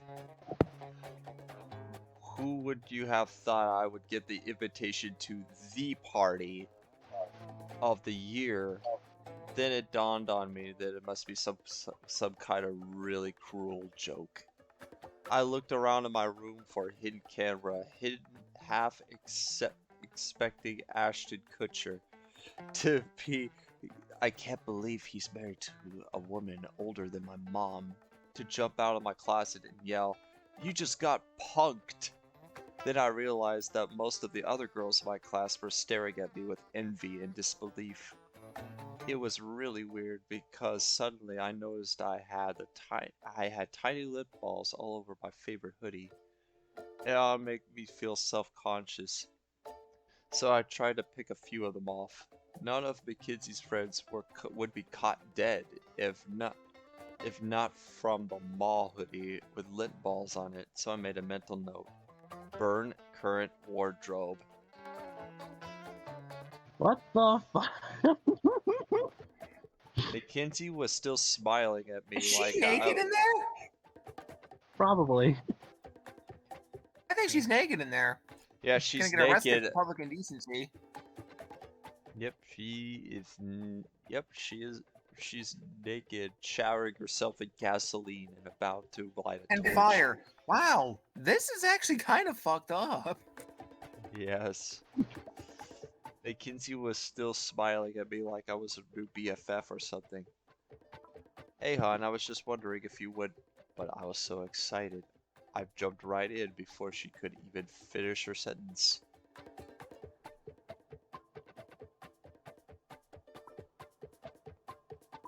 Oof.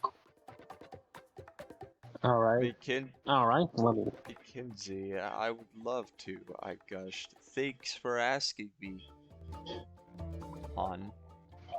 Oh, damn it. Okay, so I actually called her hon. Even though I always thought that word sounded super phony. And yes, I was totally geeked, and I was as happy as Vanessa Ani Huggins when she found out she was not getting kicked off High School Musical 3. Get out of here! oh my frick. Oh my frick, these references. Oh my god. But I was mostly in shock This is the most 2000s thing I've ever read in my entire life. because this is Yeah, actually totally. from 2000. Holy Wait, fuck, hold. guys! We're like almost a third of the way through the book right now.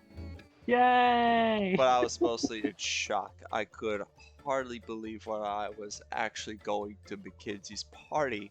Soon I was going to have really cool friends and a social life, and maybe even highlights, a pierced belly button, and a boyfriend. Yeah. And a loss of virginity. And I started to believe my That's So Hot magazine was right. Maybe the key to happiness really was friends, fun, fashion, and flirting. And Me- fucking drugs. Sorry. Me floating in air amid sunshine, rainbows, twinkling spars, and pink cotton candy clouds, passionately clutching my invitation to party over my heart. My hands were shaking as I untied the ribbon and tore open the envelope. Suddenly, Mackenzie narrowed her eyes at me and scowled like I was something smeared on the bottom of her shoe. You idiot! She hissed. What are you doing? I'm opening my invitation, said I stuttered.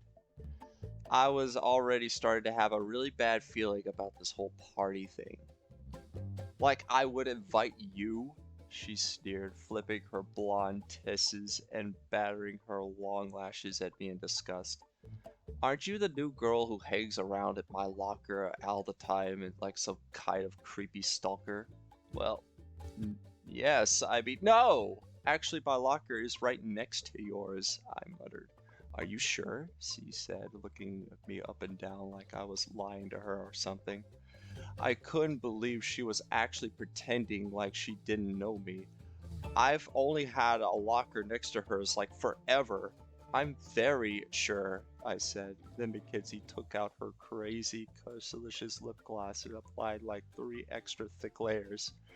After gazing at herself at her little compact mirror for like 2 whole minutes. She is so stuck on herself, she snapped it and shut and glared at me. Before you so rudely interrupted me, I was simply asking you if you would pass my invitation to Jessica. How was I supposed to know you were going to rip it open like some uncivilized gorilla?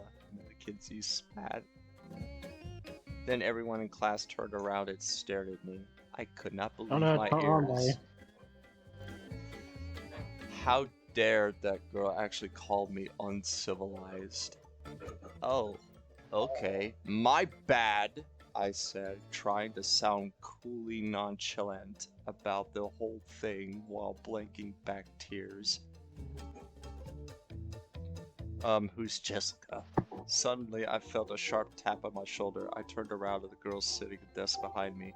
She had long, blonde hair, who was wearing pink glittering lip gloss and a pink sweater and a pink miniskirt, and a headband trimmed with fake pink diamonds. If I had spotted her in Toys R Us, I swear I would have probably mistaken her for a new fashion doll. Totally tipped off Jessica. I would totally put her in a tongue jar.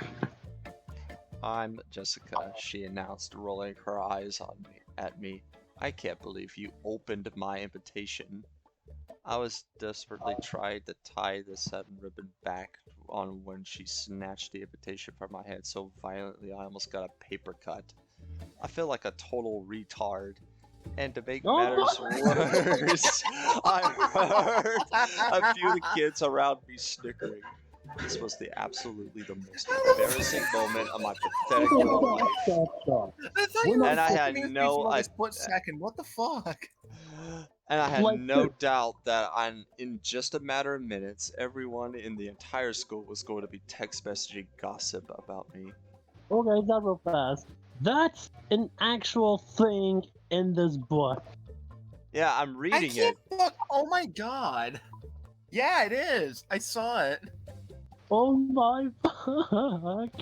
When I was relieved when our math teacher, Mrs. Sprague, finally started class. I thought her name was Mrs. Spurg for a second. Mrs. Spug. No, Mrs. Spurg, like Asperger's. She spent the entire hour at the board reviewing how to calculate a volume of a cylinder, sphere, and a cone for an upcoming test. But now I was too freaked out to concentrate on math formulas and was totally not listening, and just sat there staring at the back of Mackenzie's head, wishing I could disappear. I guess I must have been really upset because a tear rolled down my cheek and splattered my geometry notebook. But I wiped it up with the sleeve of my not from the mall lint ball covered hoodie before anyone saw it. Even though I was totally bummed out about all the drama over the invitation, I really wasn't that mad at Mackenzie. I am such a loser. And if I was having a party, I wouldn't invite myself either. Yeah, okay, before we move on, let me make this joke. Alternative take about the This is just gonna turn into Columbine by the end. Mackenzie handed me an envelope. I stupidly opened the envelope like a retard. And Mackenzie's like, no, the envelope's not for you. And I was like, oh, who's it for? It's for those guys. And I turned behind me. It's 3 dudes. 1 black boxer dude, 1 black basketball player, and some like football guy. They claimed This is their gonna be a name fucking was... King of Fighters reference. Yes. And then they claimed a sports team. I mean, and they plan to play for this like fighting game for this fighting tournament hosted by Rose Bernstein. I don't know this shit. Anyways, and then Mackenzie's like, here, this envelope's for you. And then I open it. Fast forward to a week later, and apparently Nikki Maxwell is now the next character reveal for Smash. Because she got that envelope. God damn it. All of a sudden, I found myself in this like battlefield taking place that punctures space and time. I don't know, it's weird. And then I'm sharing the stage with some anime sword chick dude, this fat plumber guy, and some blue furry hedgehog creature thing. Everyone's like moving fast, and I was like freaking out of what's going on. When the blue hedgehog thing is rolling at me, I push with both of my palm hands to. It's a pathetic attempt to try and stop him, and actually, I pushed him off so hard, he flew out of the stage, and it looked like he hit a wall or something because. Basically, he exploded and a pillar of light, and a pillar of light just formed, indicating that he's probably dead. So yeah, I killed someone. And I remember when Mackenzie almost humiliated me so hard, so I picked that random anime, goth girl, sword person, and her cooch so hard she went flying off of the stage and she too exploded. And then Fat Plumber Man tried to attack me from behind, so I swear I was lucky as I was literally able to throw him off the stage. And then he was about to go flying off, but he spin himself and somehow elevate himself, reaching from not falling and making his way back to the stage. He was able to grasp onto the edge, and still being mad at Mackenzie, I just stomped his hands off, so he went falling to his death, and I was declared a winner. I thought it was gonna be over and all that until I saw some angel creature thingy. I was like, oh great. This is gonna be a long day, and it was. It took me forever, but I finally killed an angel or something. Which it was Mackenzie though. I guess that was fine, I guess. Anyways, I was greeted by some guy named something Sakurai? I don't know. He greeted me, said I did a good job, and said he has like a figurine of me. I guess I'm popular in Japan. And says I'm popular character for this thing called Smash. I'm pretty sure the fandom for that Smash game is amazing. I'm pretty sure there's nothing wrong with the Smash fandom at all. Okay, I'm done now. Saturday, September 14th. Alright, you know what? No, fuck it, my turn to read. Saturday, September 14th. I have had the most horrible week ever. Why? Because Mackenzie has been trashing my life. First, she ruined my chances to get into the avant-garde art competition. Second, she dissed me by not inviting me to her party. Oh, Jesus fucking Christ. Third, she ridiculed me by calling me uncivilized. Fourth, she publicly humiliated me by giving me an invitation and then uninviting me. This never happened. Fifth, she tried to steal the one true love of my life, Brandon Roberts, by twirling her hair and flirting with him. I plan to spend my entire weekend just sitting on my bed in my pajamas, staring at the wall and sulking. But then I looked in my dad's closet, and I found the 20 gauge. Oh, God.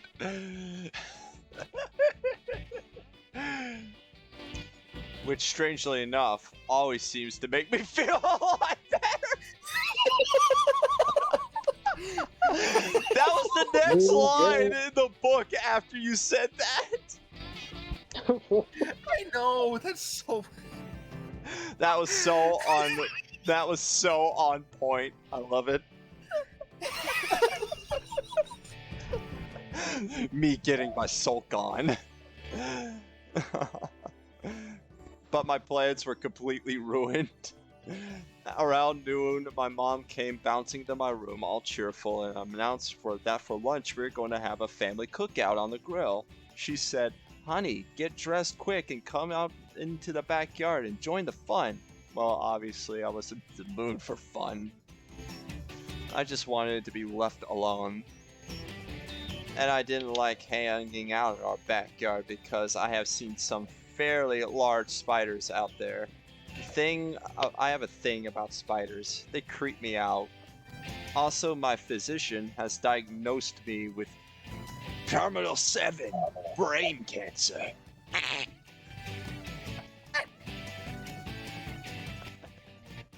Like, I don't even know what that means. What the fuck? I thought that was from the book. No, Sorry, I was just doing an old Vine sauce joke. Anyway. I thought that was from the book. No, that's a old Vine sauce meme. Anyway.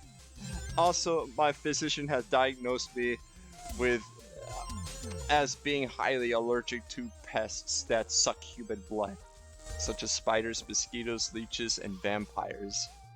You better call Belmont to handle that, Mickey. My life motto is bloodsuckers cannot be trusted.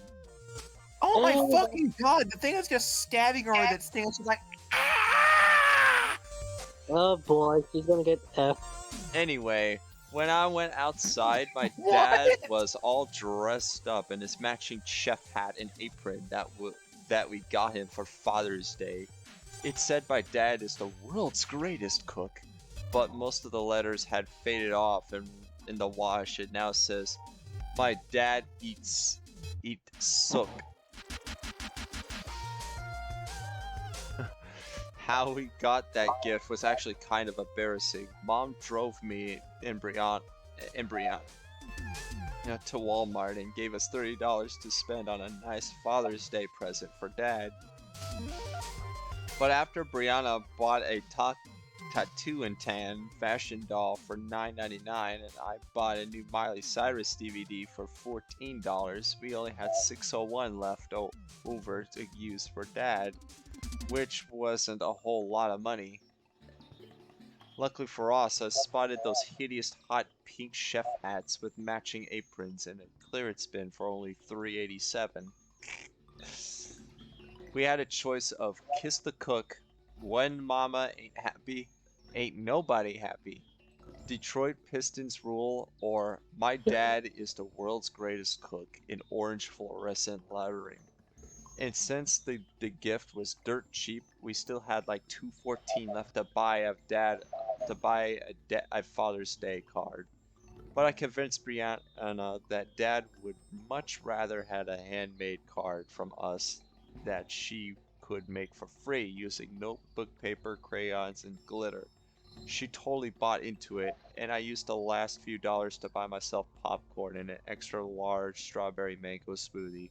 The snacks tasted good, considering the fact I was starving at the time they came from a Walmart. Who would have thought Dad would have loved the tacky gift so much?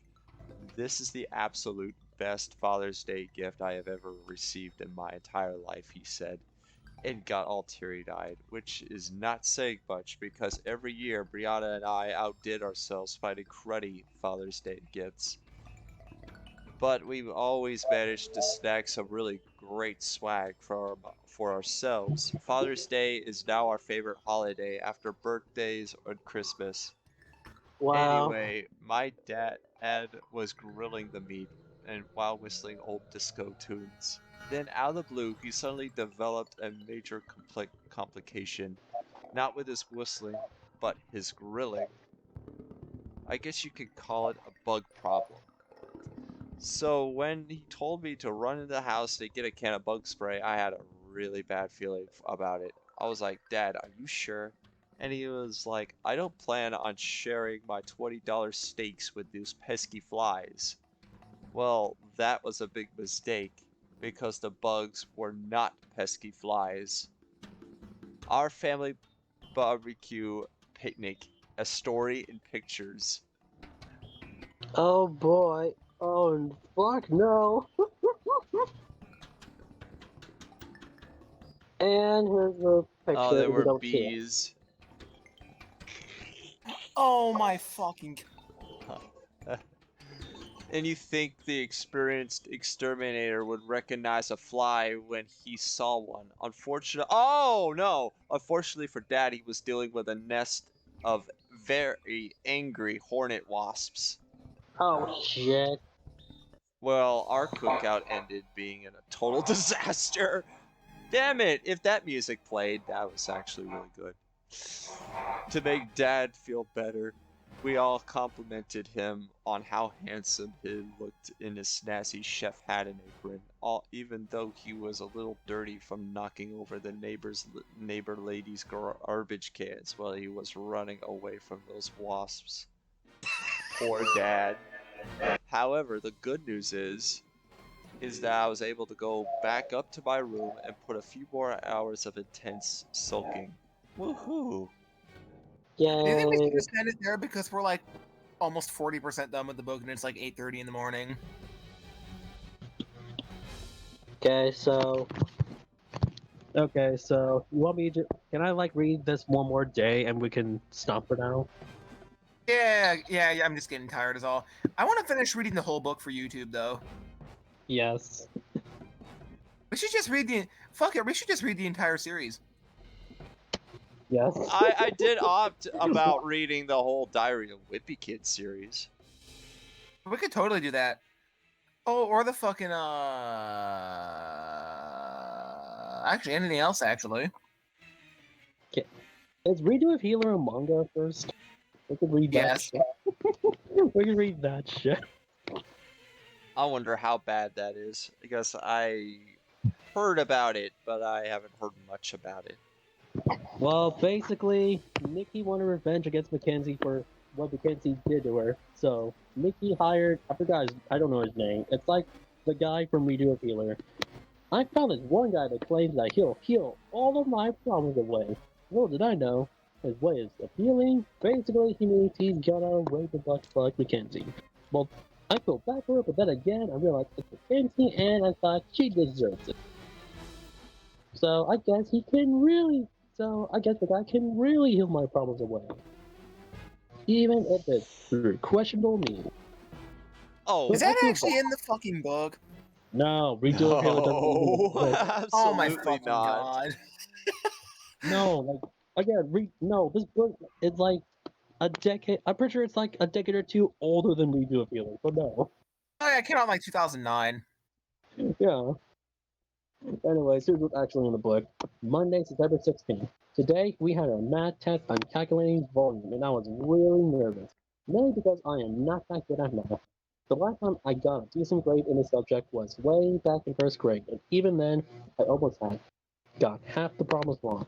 It just so happened that I sat across from Andrea Snarkowski, the smartest girl in the entire first grade.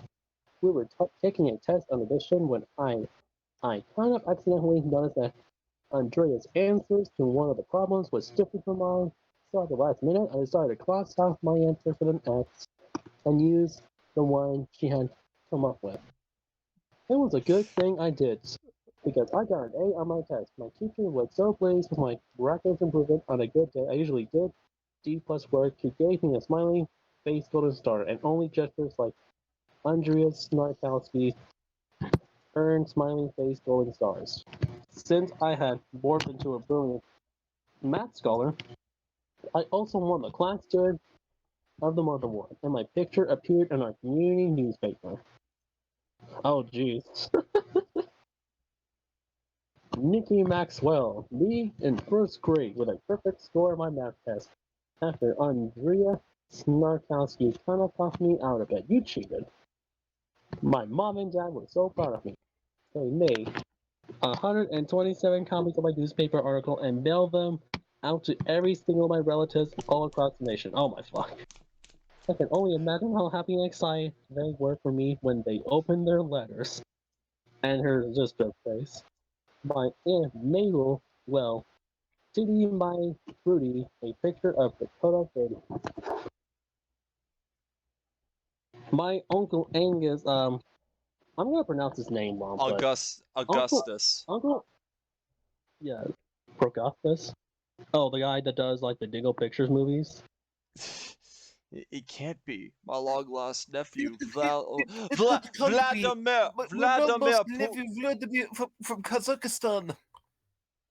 Yeah. Uncle Angus looks like the guy for Moscus. I don't know how to pronounce his name, but it's the guy that does the Dingo Picture movies. Again, if you know who I'm talking about, guys. My great grandma Gertrude. Gracious me, it's Bendy, the jungle girl. My third cousin My Billy third, Bob. Ansel, call the cops. We got no letter from that crazy stalker. What the? Okay, so maybe some of my relatives didn't recognize me right away. But if they had, I'm pretty sure they would have been really proud. Anyways, my geometry test on calculating volume was really hard. I know I should have studied more, but since I spent the entire weekend sulking, it kind of cut into my study time. I pretty much just played like crazy through the whole test. Sometimes even out loud. Please help me to pass this test. I'm really sorry about losing in church last Sunday. Oh my friend, she's a Christian. Snoozing in church last Sunday, and it won't happen again. Also, can you tell me if the formula for the volume of a cylinder is blah blah blah r squared h or hr squared? And when you calculate a sphere, do you multiply the I got a few people sitting near me, but still overheard. I was too happy when that test was finally over. Some of us are trying to test. Hey, Einstein, study much? And then third person. And then this is made up. So the third person's like, oh, great, this fucking Christian. Oh, great, the freaking religious Dutch people. Next, she's gonna pray all the gays away, I bet. As I was putting my stuff into my backpack to go to my next class, I couldn't help noticing Mackenzie eyeballing me all evil-like. Then she walked up to Jessica and said, "Today's the last day to enter the Avid Grade Art Competition, and I have to take my entry form down to the office. I'll meet you at my locker, okay, hun?" Then Jessica stared at me and said, "Really well, Max, I just know you're going to win first place. Your fashion illustrations are so, bootylicious." They Okay, actually that. added that. Okay, guys. I promise you, I'm not making this up as I go. They literally just added bootylicious to the dictionary. Oh my fuck. Like in the English dictionary, you can literally find the word bootylicious in there. So, Dork Diaries, so freaking Jessica invented the word. Pretty much. I could not believe Jessica just said that because bootylicious is like so yesterday and it's totally not going to be in a dictionary. But the thing Ew. that really freaked me out Ew. When you was say it, a it makes it sound so uncoral. but the thing that really freaked me out was that Susie looked at me and was like, "Nikki, everyone in the entire school knows you're too chicken to enter the art competition because I'm a better artist than you are. So don't bother." Okay, even though Mackenzie didn't actually say those words to me, she definitely looked like she was thinking them. Nah, she was thinking of how much she wants to keep you at her basement as her freaking sex slave. But okay. But anyways, in either way, it was a humongous insult to my integrity. Then she flipped her hair and sashayed out of the classroom. I just hated when Mackenzie sashays. How dare she talk about the art competition right to my face like that? Especially when it was her fault I didn't enter to begin with. This whole situation just ticked me off. Suddenly, I just lost it and screamed at the top of my lungs, "Mackenzie started this war and I'm going to finish it." But I said it in my head. Oh, okay, I said it in my head so no one else heard it me because I was going to say, "Oh my fuck.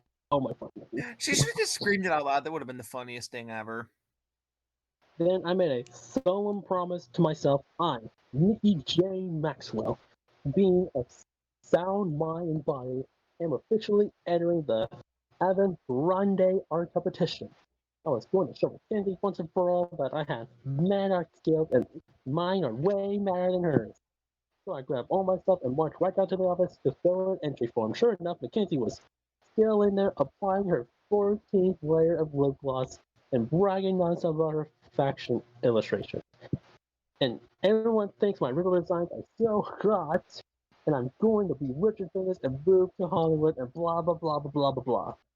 I was just casually chilling out behind a black plotted plant right outside the office door. Just minding my own business when finally Mackenzie left. But it was not like I was spying on her or anything.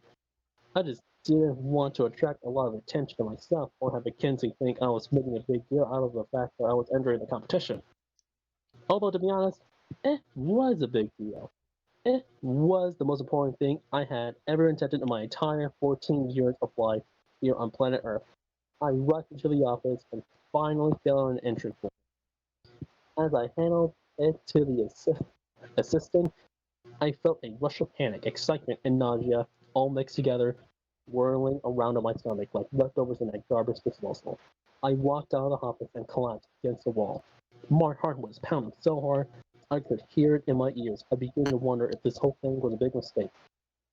Then, out of the blue, I got a weird, creepy feeling that someone was watching me, even though the hall seemed empty. Suddenly, a leaf on the plant I had hid behind me, and I saw this eye staring at me. Excuse me? And two eyes. Very icy blue ones. What? Mackenzie. Yes, the Mackenzie was peeking out of me from behind that big potted plant near the office door. It was like so bust. Finally, Mackenzie climbed out of the plant and sashayed over to the drinking fountain like she was thirsty or something. But it was very obnoxious But it was very to obvious to me that me. she was trying to use water torture or to force me to change my mind about entering the art competition. Mackenzie tried to act all innocent, Water apologize. torture. No. Listen. Guys.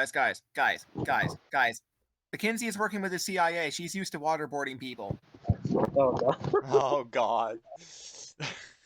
Oh my Alright, god! but Imagine there's just like a really weird fetish story where Nikki just gets like waterboarded by fucking ghosting Captain Price from Modern Warfare.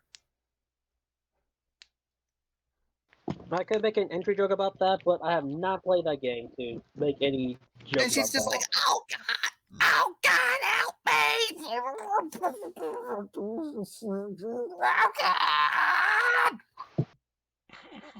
Okay. Again, I don't get the reference, so sorry about that. Waterboarding, dude. You don't know what that I is? know what. I know. I meant the Modern Warfare thing. Oh, okay. It's just a military shooter. You don't really have to understand the plot. Yeah, you really don't have to Okay. understand the plot, though. Yeah. So, yeah, I get what waterboarding is. I know what that is. Anyways, but Kingsley kind of agonizing and apologetic, like the whole squirting me with water thing was just an accident. But I looked into her beady little eyes and could tell she absolutely begged to do it.